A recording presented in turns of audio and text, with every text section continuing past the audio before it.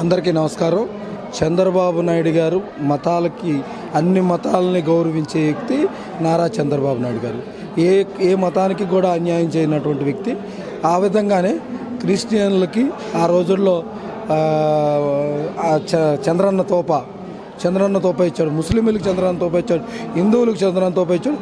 అన్ని మతాలను గౌరవించుకొని ముందుకెళ్ళేటువంటి నారా చంద్రబాబు నాయుడు గారు ఈరోజు తిరుపతి దేవస్థానం మీద వచ్చినటువంటి ఆరోపణలో సుప్రీంకోర్టు వేసినటువంటి స్ట్రిక్ట్ అన్ని వర్గాలకు సంబంధించిన సిబిఐ నుంచి ఇద్దరిని, అలాగే రాష్ట్రం నుంచి ఇద్దరిని, అలాగే ఫుడ్ పరిశీలించాలి కాబట్టి అక్కడి నుంచి కూడా ఒకరిని, 5గురితో కూడిన స్ట్రిక్ట్ వేయటం చాలా స్వాగతిస్తున్నాం మేమైతే. ఎందుకనంటే ఈ స్ట్రిక్ట్ వేయాలి.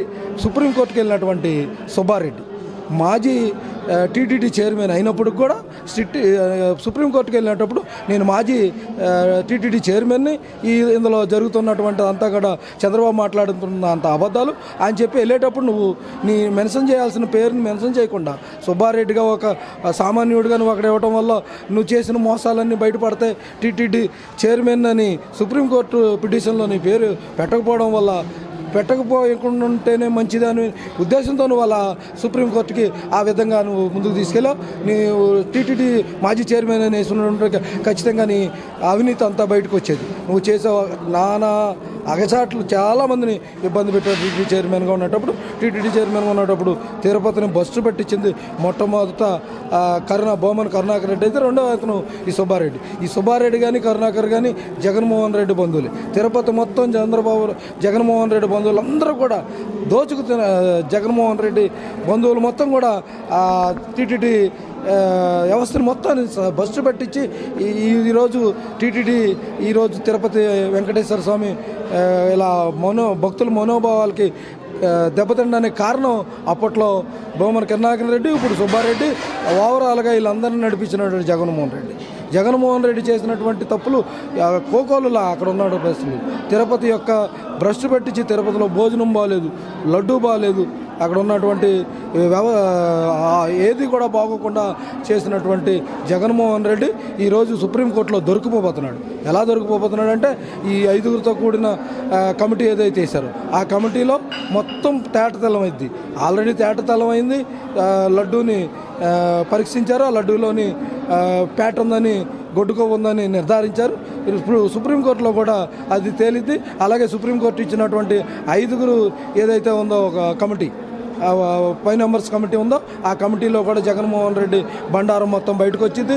ఇది ఏదైతే తిరుపతిలో మీరు చేసిన రాజకీయాలన్నీ కూడా బయటకు వచ్చి ప్రజలందరూ మిమ్మల్ని ఇప్పటికే తరిమి కొట్టారు, ఇంకా తరిమి కొట్టబోతున్న భవిష్యత్తులో మీకు రాజకీయ భవిష్యత్తు ఈ ఆంధ్రప్రదేశ్లో మీకు రాజకీయ భవిష్యత్తు లేదు.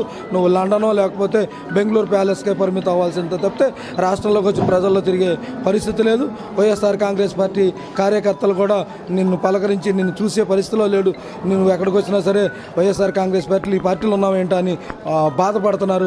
ఆ విధంగా ఈరోజు సుప్రీంకోర్టులో ఇచ్చినటువంటి ఏదైతే ఉందో కమిటీ, 5గురితో కూడిన కమిటీని రాష్ట్ర ప్రజలందరూ స్వాగతిస్తున్నారు. మీ బండారం మొత్తం బయటపడుద్ది. ఖచ్చితంగా కూడా టీటీడీలో జరిగినటువంటి అవినీతులన్నీ బయటకు వస్తాయి. లడ్డూలో జరిగిన అవినీతి మొత్తం బయటకు వచ్చింది. భక్తుల మనోభావాలు, భక్తుల జీవితాలతో ఆడుకున్నటువంటి జగన్మోహన్ రెడ్డికి ప్రజలందరూ బుద్ధి చెప్తారు. భవిష్యత్తులో ఇంకా రాష్ట్రంలో రాజకీయ భవిష్యత్తు జగన్మోహన్ రెడ్డికి లేదు. సుబ్బారెడ్డి చేసినటువంటి అరాచకాలు కాకుండా అంతకుముందు ఉన్నటువంటి బొమ్మన కరుణాకర్ రెడ్డి అని ఆయన అనేక రకాల అవినీతులు చేశారు. ఏఆర్ డైరీతో నువ్వు చేసినటువంటి అవినీతి మొత్తం బయటకు రాబోతుంది. నువ్వు చేసినటువంటి అవినీతి మొత్తం కూడా రేపు స్ట్రిక్ట్ 5గురు కమిటీ ముందు నువ్వు నుంచొని నువ్వు నేరం ఒప్పుకోవాల్సిన పరిస్థితి వచ్చింది. ఎందుకంటే ఆ తిరుపతి దేవస్థానాన్ని భ్రష్టు పట్టించింది నువ్వు. ఒక క్రిస్టియన్ అయ్యి ఒక హిందువులాగా అక్కడ చైర్మన్గా నువ్వు చలామణి అయ్యావు. రాజశేఖర రెడ్డి గారి టైంలో చలామణి అయ్యావు, జగన్మోహన్ రెడ్డి టైంలో చలామణి అయ్యావు. అక్కడ భ్రష్టు పట్టడానికి మొట్టమొదటి కారకుడు బొమ్మన కరుణాకర్ రెడ్డి అనే అతను ఆ తిరుపతి దేవస్థానం మీద చేసినటువంటి అవినీతులు మామూలు అవినీతులు కాదు.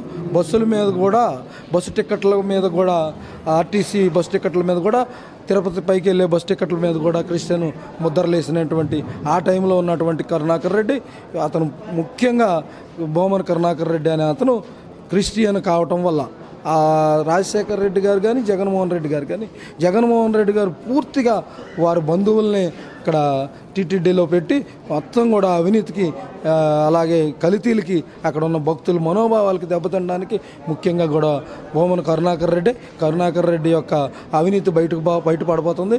స్ట్రిక్ట్ ఖచ్చితంగా కరుణాకర్ రెడ్డిని లోపలేసేదాకా అక్కడ ఉన్నటువంటి అవినీతి మొత్తం బయటకు వచ్చింది. ఆంధ్రప్రదేశ్లో చంద్రబాబు నాయుడు గారి గవర్నమెంటు ఒక ఆర్డినెన్స్ తీసుకురాబోతుంది. హిందువుల గుడిలో హిందువులు చేయాలి, ముస్లింల గుడిలో ముస్లింలే చేయాలి, క్రిస్టియన్ల గుడిలో క్రిస్టియన్లే చేయాలి. ఆ విధంగా తీసుకొచ్చే ఆర్డినెన్స్ని రాష్ట్ర ప్రజలందరూ స్వాగతిస్తున్నారు. ఖచ్చితంగా కూడా అది మంచి పరిణామం. భవిష్యత్తులో కూడా అదే పరిణామాన్ని విస్తరించాలి. అదే కాకుండా దేశవ్యాప్తంగా కూడా దీన్ని ముందుకు తీసుకెళ్లాల్సిన అవసరం ఉంది.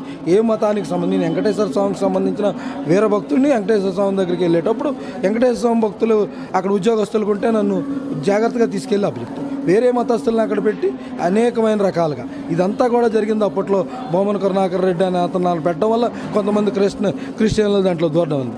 ఏ మతానికి సంబంధించిన ఆ మతస్థులే ఆ ఉద్యోగాలు చేయాలనే ఒక ఆర్డినెన్స్ ఆంధ్రప్రదేశ్లో చంద్రబాబు నాయుడు గారు తీసుకొచ్చే ఈ ఆర్డినెన్స్ని రాష్ట్ర ప్రజలే కాకుండా దేశవ్యాప్తంగా కూడా దేశ ప్రజలందరూ కూడా స్వాగతిస్తున్నారు.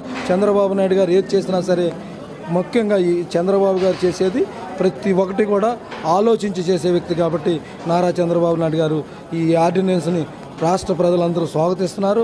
ఇలాంటి భూమన కరుణాకర్ రెడ్డి లాంటి వాడిని దూరనివ్వకుండా ఉండాలంటే ఇలాంటి ఆర్డినెన్స్ ఉండాలి. ఆ టైంలో ఇలాంటి ఆర్డినెన్స్ లేకే ఆ భూమన కరుణాకర్ రెడ్డి అనే అతను దూరాడు. అలాంటి ఆర్డినెన్స్ లేకపోయే అక్కడ ఏదైతే ఉందో వేరే మతస్థులు తిరుపతి దేవస్థానం గుడిలో దర్శనం చేసుకునేటప్పుడు సంతకం పెట్టి దర్శనం చేసుకోవాల్సిన పరిస్థితిని మొత్తం కూడా దాన్ని బ్రష్ పట్టించింది ఈ భూమన కరుణాకర్ రెడ్డి. ఇప్పుడు వేరే మతస్థులు అక్కడికి వెళ్ళేటప్పుడు నేను పవన్ కళ్యాణ్ గారు వెళ్ళారు, వాళ్ళ అమ్మాయి గారు వెళ్ళారు, ఇంకొక అమ్మాయి కూడా వెళ్ళి అక్కడ వెళ్ళి సంతకం పెట్టి మా పిల్లలు క్రిస్టియన్లు కాబట్టి మేము ఇక్కడికి వస్తున్నాం, ఇక్కడికి వచ్చి మేము దర్శనం చేసుకుంటున్నాం అని చెప్పి రాసి వెళ్ళారు. జగన్మోహన్ రెడ్డి ముఖ్యమంత్రిగా ఉన్నప్పుడు కానీ ముఖ్యమంత్రిగా ముందుగా ఉన్నప్పుడు కానీ ఇప్పుడు కానీ అతను సంతకం పెట్టి నేను క్రిస్టియన్ని, మా కుటుంబం మొత్తం క్రిస్టియన్. ఇప్పుడు వేరే మతస్థులు అక్కడికి వెళ్ళేటప్పుడు నేను పవన్ కళ్యాణ్ గారు వెళ్ళారు, వాళ్ళ అమ్మాయి గారు వెళ్ళారు, ఇంకొక అమ్మాయి కూడా వెళ్ళి అక్కడ వెళ్ళి సంతకం పెట్టి మా పిల్లలు క్రిస్టియన్లు కాబట్టి మేము ఇక్కడికి వస్తున్నాం, ఇక్కడికి వచ్చి మేము దర్శనం చేసుకుంటున్నాం అని చెప్పి రాసి వెళ్ళారు.